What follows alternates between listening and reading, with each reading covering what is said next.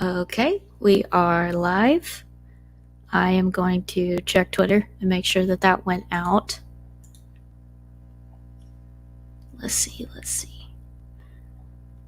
And then we'll wait for people to filter into the comments before we start.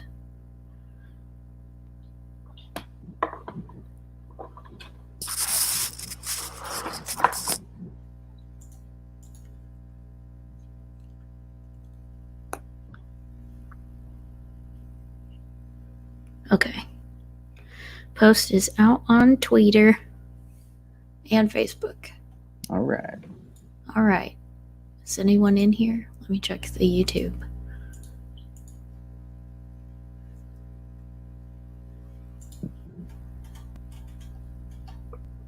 Hello, chat.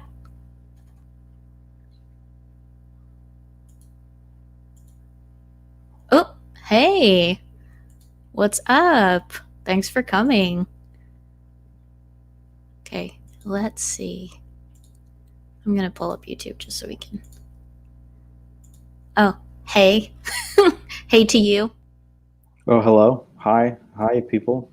Hi, everybody. Thanks for coming to episode 45. Okay, let's do this. I'm going to hit record on my end. Okay, let's get started in 3, 2. Welcome, everyone, to episode 45 of the Attractions Podcast. I'm Brittany. I'm Josh. And we are here to talk about the latest theme park, pop culture, movie, video game, everything news, as well as what's going on in our lives in general. And as you can see, I have a new host this week.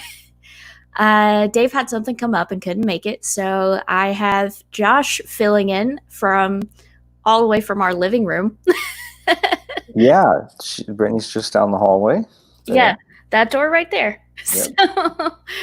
So he graciously agreed to talk theme parks with me, as we always do, just not on camera. Yep. So this should be fun. But normally this is the part where I ask what you've been doing this past week, but I know what you've been doing this past week. So if you would, tell the folks at home what you've been doing. Well, I've been playing a lot of Ghost of Tsushima. Wearing the merch, I see. Wearing the shirt. Very excited. Love the game. Shouts out to Sucker Punch. Great team. I got a new amp for my guitar. I haven't really played guitar a lot in a long time. Pretty excited about that. And I think that's it. Really. Yeah. Brody's puppy party. Brody, our fresh pup went to his first puppy party, had his first interaction with dogs ever, and he was very shy. We watched, because of everything going on, we had to drop him off and come home, and we watched through Zoom. They had cameras set up in the vet office, and it was so sweet. He would just go and sit next to the girls that were running the party and not really interact with the dogs at all, but not negatively. He was just chilling, but it was so cute. Yeah, they said definitely not scared, but no. Unsure. Yeah, but I think he did a good job overall. Yeah. All right. Well, let's go ahead and jump right into news in the queue. And this is where I would put in a soundbite. But I tried that and it didn't work. So we're going to have to get a soundboard app or something. So just pretend. All right. First up this week, Star Wars Galaxy's Edge toys and more are landing soon at Target. Very exciting.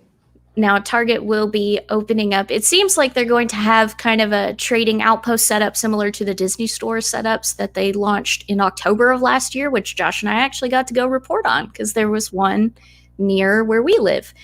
Yeah.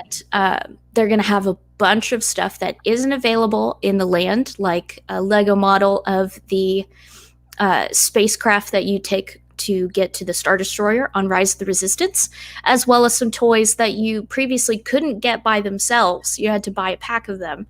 This is specifically the DJ Rex Black Series figure.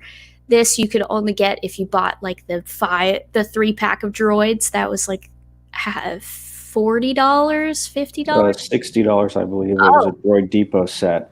even I worse. also think they'll have Hondo on his own. Now, they've only announced a few things in this collection. They said that there'll be clothing and more to come. Mm-hmm. But yeah, so far they had the DJ Rex Black Series figure.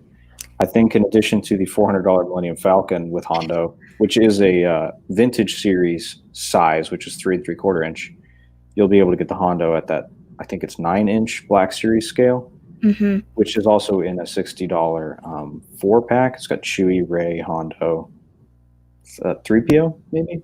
Yeah, I think you're right, 3PO. We Yeah. went to the thing and we saw the box.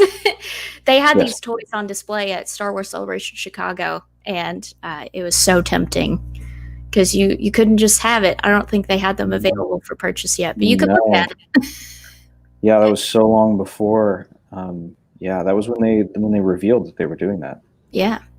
But you can check out this collection for yourself in your local Target when it launches on August 30th, and it will also launch on Target.com. All right, next up, a little quick thing. The procedure has changed for the virtual queue for Star Wars Rise of the Resistance at Disney's Hollywood Studios. Previously, you could join virtual boarding groups at 10 a.m., 1 p.m., and 4 p.m. when certain sets of spots were released at those 3 times. But now you can only join at 10 a.m. and 2 p.m. only, and those are your only shots to join during the day. Now, before all of this happened and the parks closed, Josh and I actually went to Galaxy's Edge. Yes. And we did the OG boarding group thing. Yes. And it was so stressful and scary. So this sounds so much easier to do. And all the vlogs that we watch, I feel like everyone just raves about it and they end up getting to ride it. Whereas before, it was kind of a hit or a miss. You either got to do it or you were unlucky and you didn't. Yeah, it was really stressful for us having been locals, and nothing was really that big of a deal at all at the parks. Like, okay, well, we live down the road. We'll come back. We don't live down the road anymore. And we had one day, one park passes, and we only had one day at studios. Very stressful. You can actually listen to, I think it might have been 10 or 20 episodes ago. Banks recorded us while we were all trying to get the boarding passes, and you can hear us screaming. Josh was actually the one that ended up getting it for our group, and it was like group 24 or something. Yeah. But super stressful, very high energy. So this sounds, even though they've taken away one of the time slots so you can get a pass, it still seems much easier than showing up at the crack of dawn to maybe get a chance to ride the ride. Yeah. Now, this I'm super excited for. The Studio Ghibli theme park, something that was kind of like fake news for a long time, and then it actually became a real thing, has an opening date now in Japan. This park will open in fall 2022, and based on the concept art, it looks like any Ghibli fan's dream. It's going to have a few areas themed to the various movies, including Whisper of the Heart, which I haven't seen, Howl's Moving Castle, Spirited Away, My Neighbor Totoro, Princess Mononoke, Kiki's Delivery Service. It looks incredible. I can't wait to see what this looks like when it's actually built. And it looks like it'll at least be partially covered, if not indoors, based on the concept art. Yeah, I've seen that one piece of concept art, that main overlay of that main area. Yeah. Man, this is news to me. I didn't know it had an opening date. I'm excited. The park is going to be located in the Aichi Expo Commemorative Park in Nagakute City, Japan, and it'll have 5 lands and is apparently on track to open on time in 2022. So, all right. So we'll see what happens. I'm excited to see that grow. Development is supposed to start on the park next year. So seems like they're planning to get it knocked out within a year and get it open. That's impressive. I'm excited. I want to go to Japan. Well, we'll go then. Yeah, I guess so. Yeah. Next up, a new art book, Star Wars art book, got announced during Comic-Con at Home, the at-home Zoom-based San Diego Comic-Con fill-in thing. It's called The Art of Star Wars Galaxy's Edge, And it's a large format, kind of like a coffee table style book that will feature concept art and designs that were part of the visual development for the Disney Parks land. You'll get to see never before seen artwork, interviews about the land's creation from artists at Imagineering, Lucasfilm, and more. And it's authored by Amy Ratcliffe, who you might know from presenting things for Star Wars Show, Star Wars Celebration. She's a contributor to IGN, StarWars.com, Star Wars Insider. She also wrote Star Wars Women of the Galaxy, which is a beloved book in the women's sector of the Star Wars fandom. And she also followed me on Twitter yesterday. Well, there you go. You didn't tell me that. That's exciting. Yeah, she followed. I was like, what? Why are you following me? Cool. Yeah. The book will also feature a foreword written by portfolio creative executive for Imagineering, Scott Trowbridge, who was in charge of the project. So that'll be neat. It will come out in spring 2021, and pre-orders are open. So if you want to get your hands on it, you should do that. We love art books in this house. So this isn't something that happens very often. This is very, very rare for a theme park, period. Mm-hmm. Especially for a singular land. It just shows the scope and how huge Galaxy's Edge is to even get that kind of thing. Could you imagine an art book for like Frontierland or Adventureland? I would love that. But yeah, I mean, as new attractions came out, I saw someone talking about this on Twitter, that it would be amazing if they had art books, much like video games have. Each game that comes out, there's an art of book, or films that come out.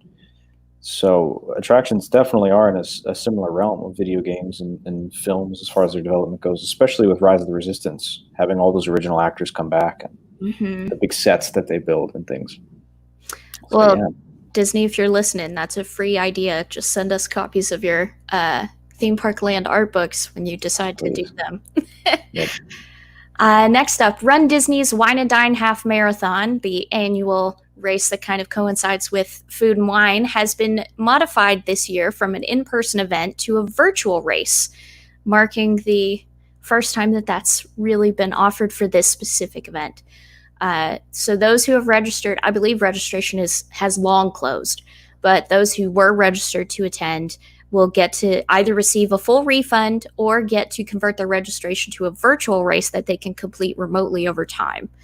And they'll receive their distance medal, a long sleeve shirt for adults and short sleeve for kids, depending on who's registered, a digital bib and finisher certificate that I assume you'll be able to print out, a digital toolkit that includes start and finish line and markers and mile markers, which I thought was kind of cute.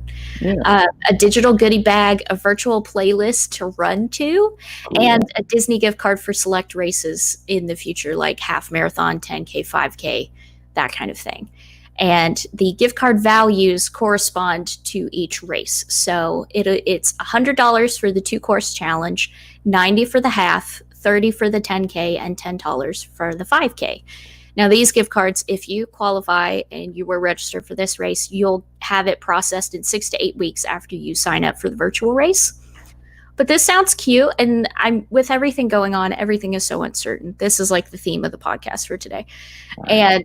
And it's good to see them actually offer an alternative instead of just saying like, oh, it's canceled, sorry, here's your money back, I guess. Yeah, that's interesting. A virtual race. They've done it before. Usually they're Star Wars themed, and the medals are awesome. You sign up to run the race and you log your distance in like an app or something, I guess, and then you have until a certain date to complete the race, and then they mail you your medal. Cool. Yeah. It's a little cheaper than doing like an actual race, but yeah, still neat. A new ride has opened, and I believe it unseated SeaWorld's Infinity Falls record for the tallest raft ride drop. Oh, yeah, family raft ride, yeah. Yeah. Mystic River Falls is now open at Silver Dollar City, and I really want to ride this ride. The theming and the story for this attraction is so interesting. You go on like this river adventure with this like adventure girl type, like an Indiana Jones type, but a girl, and you go through these caves and you try to find this mystical waterfall thing, and it seems really fun, even though it's a water ride. But it looks so beautiful, and I really want to ride it. Now, this ride is it has the tallest drop on a water raft ride in the Western Hemisphere, and takes guests through roaring rapids set in an authentic Ozarks mountain theme, leading to a more than 4-story waterfall drop. Now, one of us here on the podcast does not like drops on things. I don't know who that is. Is that you? Not me. I love drops. Right. Would you ride this? Oh yeah, I think I would ride this. I think so. Yeah. Yeah, it sure. has an 82-foot tall lift tower. Oh my gosh. With a 180-foot long river channel that's 66 feet high up in the air. I don't know if I would enjoy it.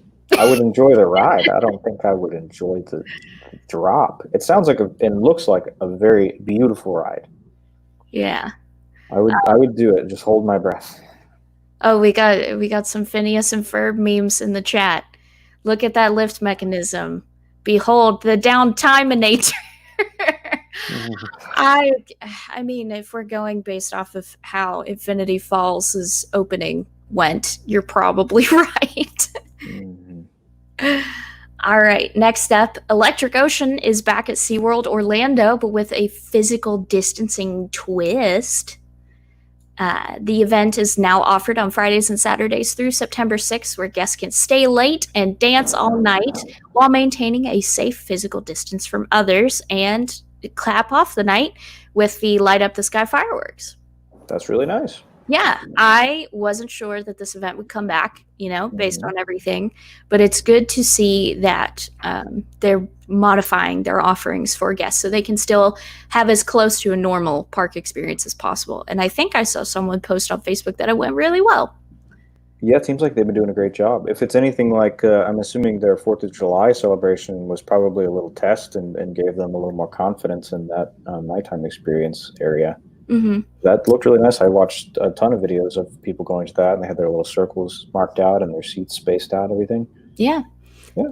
And I saw pictures. I believe Jonathan was there, Elise's husband, and he posted pictures of the performers still there. So that's cool that they're still a part of it too, because those costumes are incredible.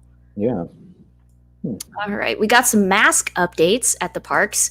So following suit with Walt Disney World's update last week, where they said you can't have masks off if you're not eating and you have to be stationary.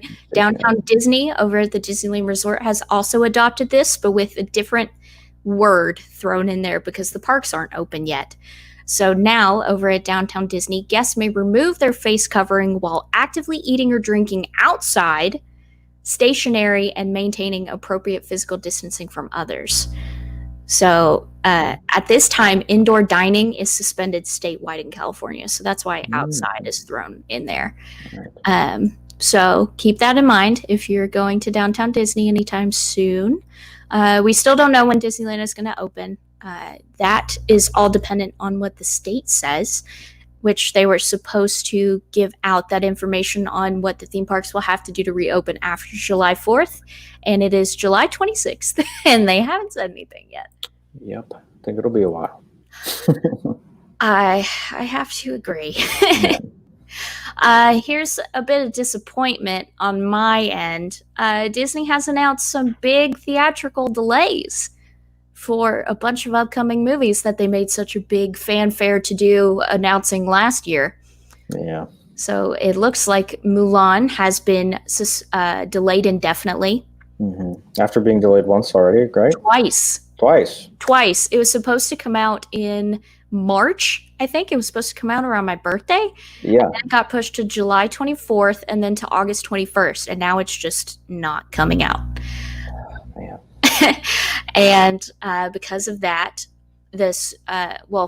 not because of that, but in addition to that, the upcoming Star Wars films and Avatar films have all been delayed a year each. Oh, man. So if you want to feel old, here's the upcoming dates for the next Avatar and Star Wars films. So Avatar 2 will come out on December 16th, 2022. Avatar 3 will come out on December 20th, 2024, and Avatar 4 will come out on December 18th, 2026. Now, I know you love Avatar, so that's like huge for you. I I loved Avatar when it came. I still love Avatar, but it's been so long. It's definitely not at the forefront of any of my fandom. But yeah, I saw it 15 times in theaters when it came out in 2008, and I was in high school. Um, Gosh, I was a freshman in high school. Yeah. Yeah, and then the Star Wars films, if you want to feel super old, because this really made me feel old, the first one will come out on December 22nd, 2023. And then the second one will come out on December 19th, 2025. And then the third one will come out December 17th, 2027. Now, the first one, they haven't said, but it is pretty much assumed across the board that it will be Taika Waititi's film. He's already said that he started writing it. He apparently finished writing Thor: Love and Thunder, so he's working on Star Wars now. And many assume that the second one, set for 2025, is going to be Kevin Feige's Star Wars film. That's interesting. Yeah, and then the third one, we don't know who's doing that one, but this kind of puts the story to bed, at least for now, that Rian Johnson was going to get his own trilogy. And that makes me sad. Yeah, that's very unfortunate. Yeah, I loved what Ryan did with Star Wars, so it's a shame to see that get kind of pushed to the back burner, unless the start of his trilogy is that 2027 movie. Sure, yeah, we don't know. Yeah, how old am I going to... Okay, so it's 2020 now. I'll be like 31, 32 in 20... Oh, God. I'm going to be old. Yeah, seeing that next Avatar movie will really hit me. That one is big for me. Yeah. Yeah. Well, it's a sequel. You know, the Star Wars movies, the whole future of the franchise is so up in the air. We have no idea. We're not waiting for the next, what's going to happen. But with Avatar, yeah, I kind of am like, what's going to happen? I mean, based on what I've seen with James Cameron, he seems really adamant about trying to film despite everything going on as much as he can. Yeah, it seems like it. Yeah. Yeah, but I'm interested to see like if the land has any influence on the films. So he tied in a lot of future influence and story and things into not so much the land, I'd say more Flight of Passage. Ooh. That a lot of the locations that you fly over and some of the creatures will be featured in the future movies, specifically the next one, so Avatar 2. You'll see more aquatic creatures. There's a big whale type creature that jumps and splashes. Yeah, so that is kind of a wink wink at like the next movie is going to be a lot of underwater stuff. See, I know next to nothing about Avatar, so I'm glad you know these things. Yeah, that, by the language, kinds of stuff. Big nerd. All right, another mask update for you. Universal Orlando has updated its face mask policy to where guests can no longer wear certain types of masks. Now, in order for your face covering to be permitted in the parks, it has to fit the following list of criteria. So it must cover your nose and your mouth and be secured under your chin. So that eliminates any kind of bandana style masks. And it must fit snugly against the sides of your face and be secured with ear loops or secured around your head. Now, I see a lot of vloggers like link their mask behind their head with like a rubber band or like a mask like extender thing. Those are allowed as long as it's snug. And it must be 2 layers. So 1 layer of fabric and then a second layer of fabric, or a layer of fabric and a filter, whatever, works for you. And because of that, the masks that are no longer involved are face coverings with exhalation valves, face coverings that are not secured with ear loops or around the head, face coverings that include mesh material or any kind of hole, so like fashion masks, and costume masks or veils. Now, at the time when I wrote this, guests were concerned about gator-style masks no longer being allowed. And last we heard, they are fine so long as they are secured around the head and 2 layers. So as of right now, as far as we know, that is still correct. But Disney has changed their thoughts on that recently. Yeah, so as of today, literally a few hours ago, Disney has updated their policy to where they no longer allow face coverings with any exhalation valves, mesh material, or holes of any kind. So this also includes neck gaiters and open chin triangle bandanas. So if you're a fan of the gator style mask, I'm real sorry. But it looks like Universal is going to be the only place you'll be allowed to wear those for now. Yeah.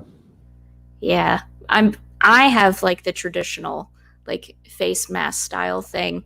I recently got some new ones with like a nose band in them and a filter pocket. I've never tried the gaiters, but everyone that I know that uses them thinks they're far more comfortable and they don't get as hot and like humid feeling inside, I guess. But it's all for safety, I suppose, Yeah. You have to keep those droplets from escaping. Right, yeah, that's secure all the way around the mouth, the chin, and everything. I can see why they would restrict the gaiters. I get it. Yeah. All right, here is a Halloween hit for you to close out news in the queue.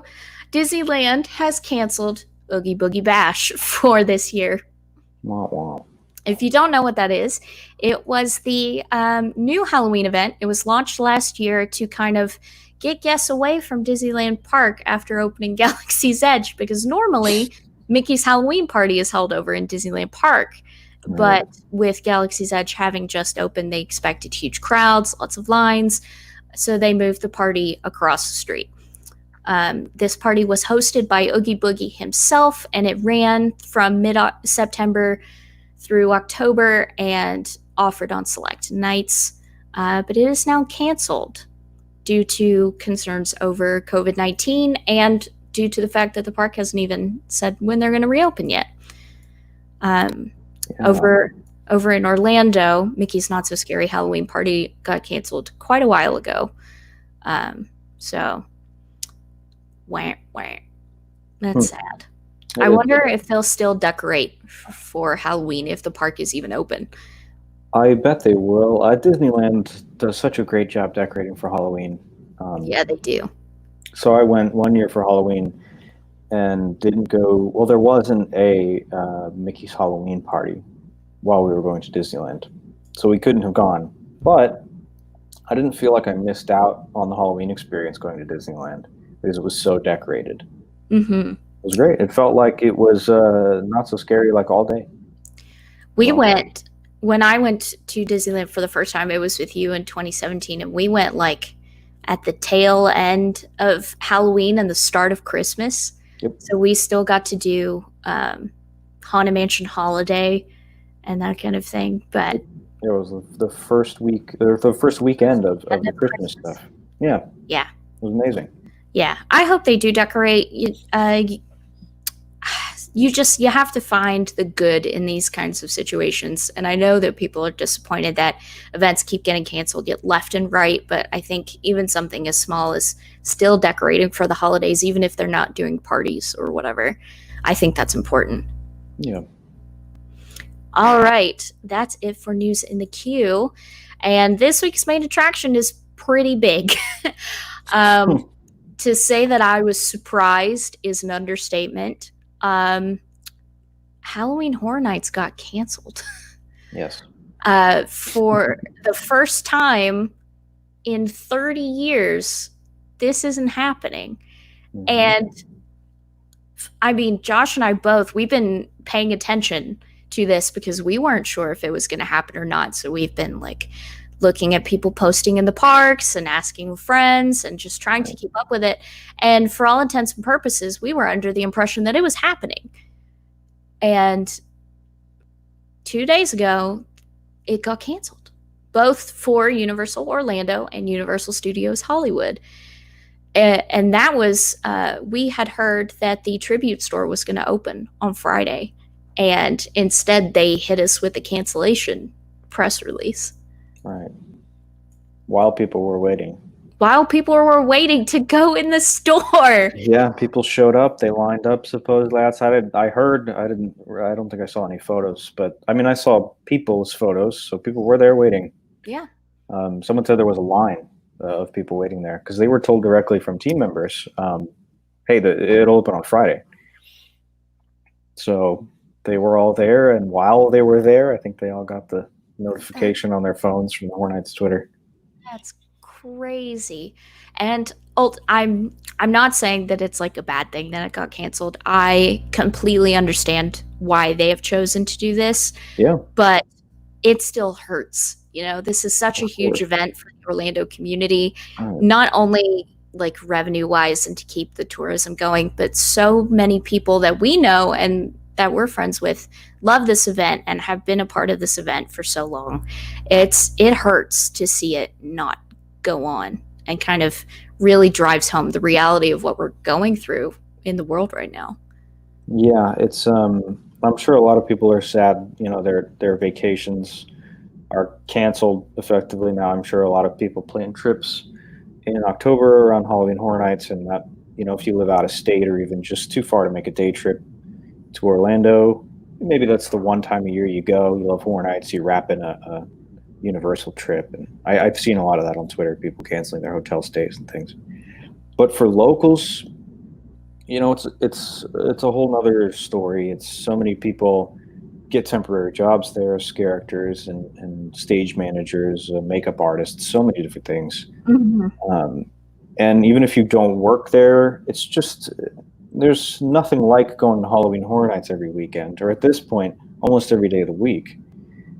It's something else. It was one of the most amazing things when I finally moved to Orlando to get that frequent Fear Plus and just go hang out with people. I've seen so much of people talking about the camaraderie of the event, seeing your friends, working the event and hanging out with them at the event. Mm-hmm. It really was like this huge party of everyone that you knew in Orlando. If you were a local, they were all there.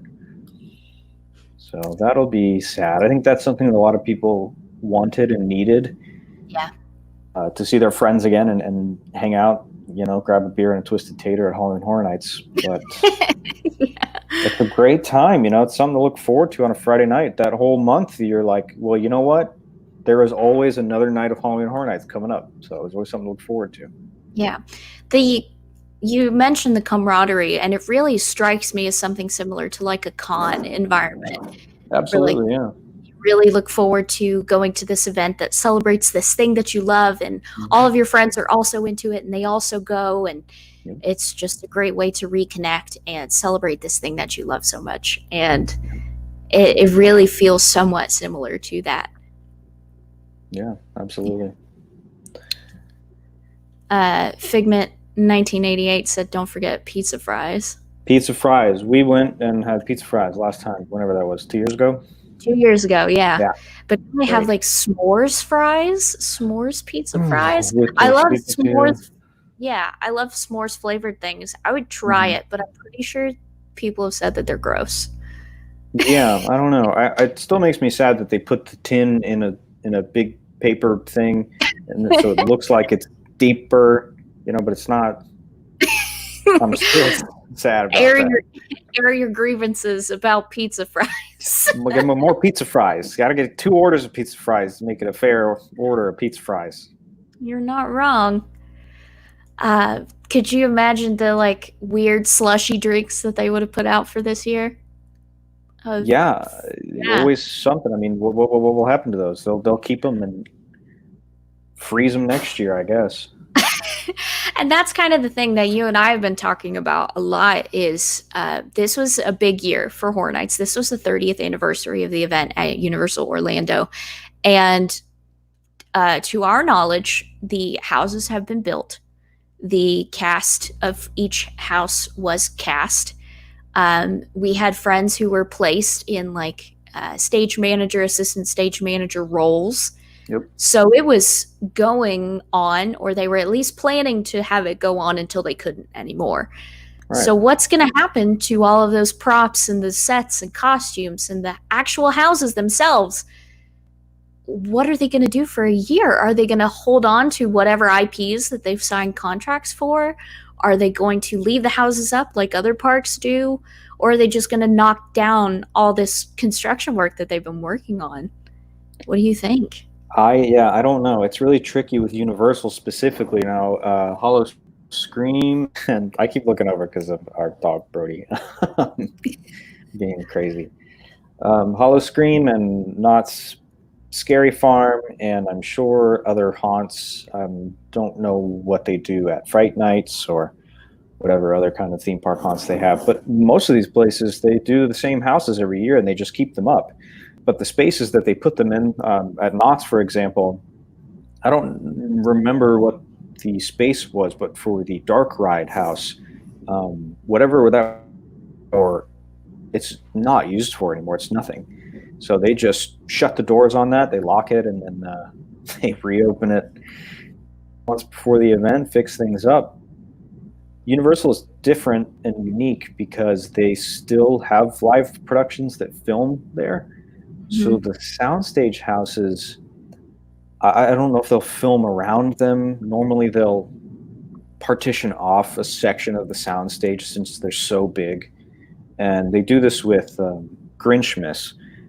And Grinchmas proved that they could do both. So they had the Grinchmas bleachers in the stage. A curtain partition right on the other side of that was TNA wrestling, at Total Nonstop Action filming.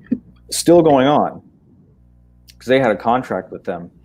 They split the stage, and it was done long before, the Grinchmas. They didn't overlap or anything. So I wonder if they'll just put a curtain up and still film, but I think that generates a lot of revenue for Universal for people to rent those spaces. So I don't know. I don't know either. And I hate to see all that work go to nothing, like they're not going to open any of these houses up to daily ops like they did with the Stranger Things house toward the tail end of the event last year. Yeah. That's just not going to happen.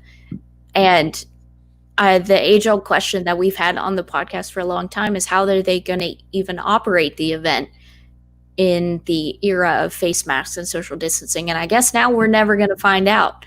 Right. Unless we're still in the same spot a year from now. Yeah, someone pointed out many of the houses and tents will have to come down for a holiday and or Mardi Gras, which, yeah, that's true. So they put stuff in the parade building. They move the Mardi Gras floats out of the building and they like store them under this awning temporarily. So yeah, that's another thing. I don't know. They could break the houses up in sections and kind of store the walls and the props and things. I'll be right back. Brody might have made an accident. Oh no. Okay, let me write down that time code. Live TV, people. 36. Let's do 36:30. Having a puppy. This is what happens.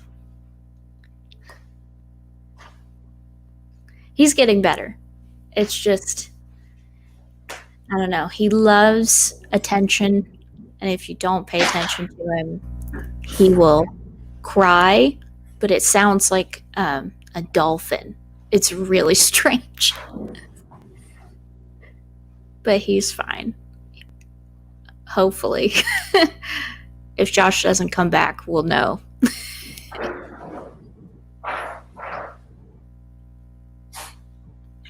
What do you guys think? Those of you watching, what do you think will happen with Horror Nights? Will we ever find out what was supposed to happen? Will the tribute store open up with HHN 30 merch and we'll see everything that we were going to get?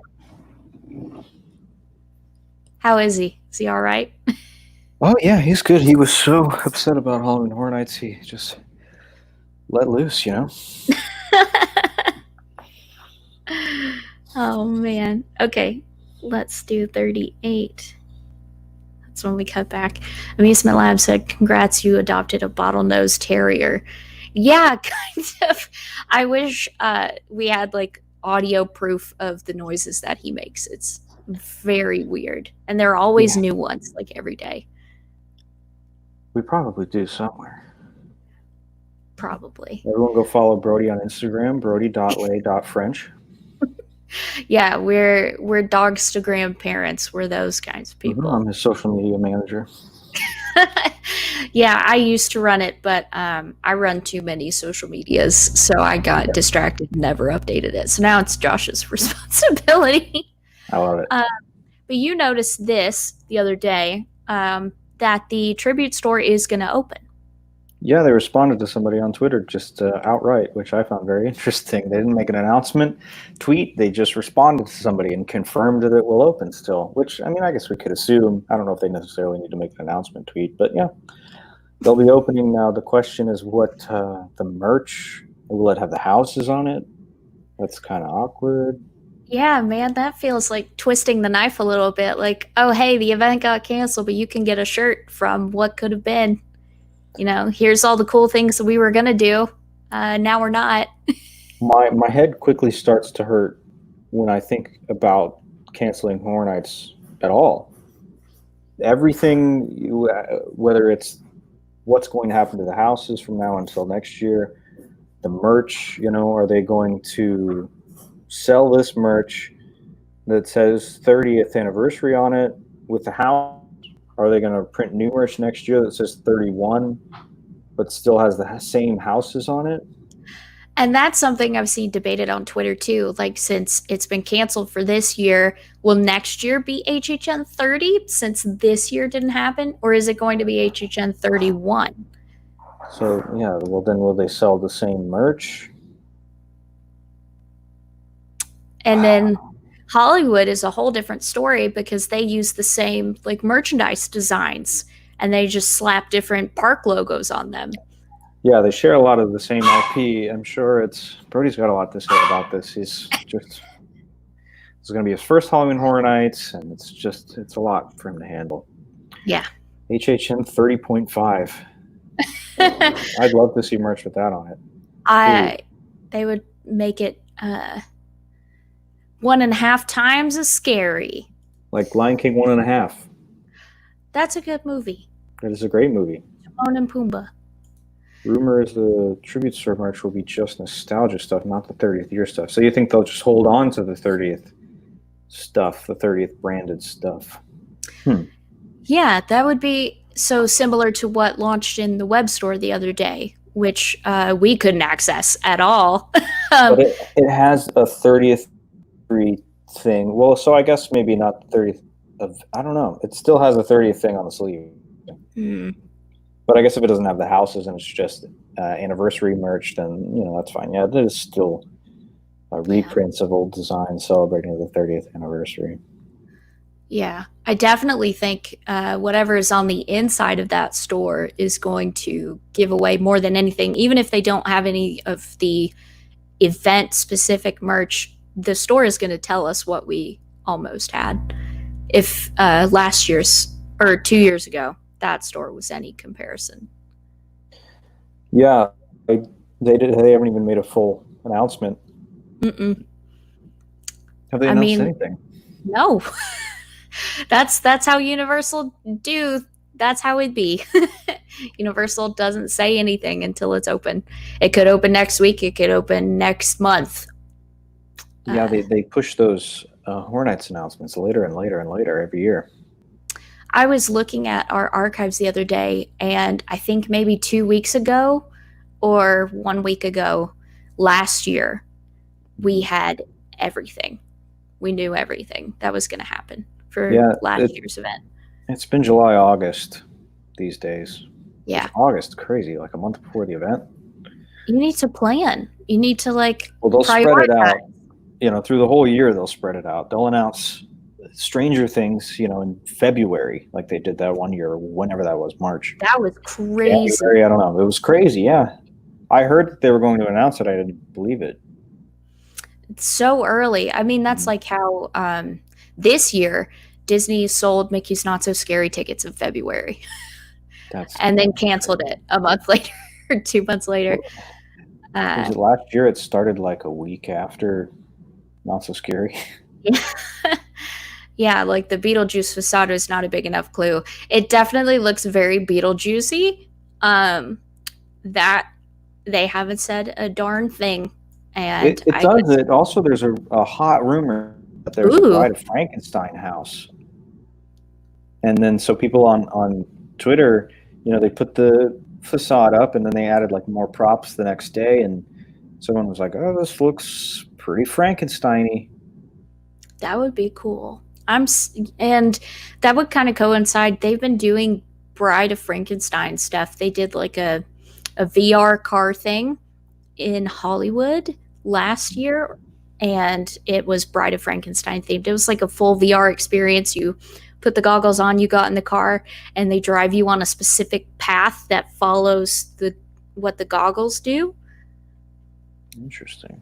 Yeah, but it was also Bride of Frankenstein themed, so I wouldn't be surprised if they kind of synergized that to this event, or they were going to. But we shall see. I hope it opens soon, just because I want to see what's inside. Yeah, I'm very interested. John Self says it's the facade from the old Beetlejuice stage show. It does look a lot like it. Yeah. It does. Yeah. From Graveyard Mashup. That's what everybody's saying. Is it? Wow, really? We'll have to dig back in the archives and take a look. It's ingrained in my brain, that stage. Yeah, you went a lot before it closed, didn't you? Well, I went every weekend and saw that show multiple times. And on the last show ever, I was there. The team member only show. Oh. I got to get on the stage after the show is over. Walk up on stage. Oh, that's cool. Yeah. And now it's Fast and Furious. We're not going to go there. We're not going to go there. Well, I think that's a great note to end on. So right now, before we go, I would love to thank our club and VIP subscribers. We only have one new one this week. So John Malmstrom, thank you so much for being a VIP subscriber. We really appreciate it. You help keep this thing going. And if you would like to become a Basic Club or VIP subscriber, you can do so by going to attractionsmagazine.com/store. Get lots of cool bonus goodies, including subscriber exclusive episodes of this thing right here.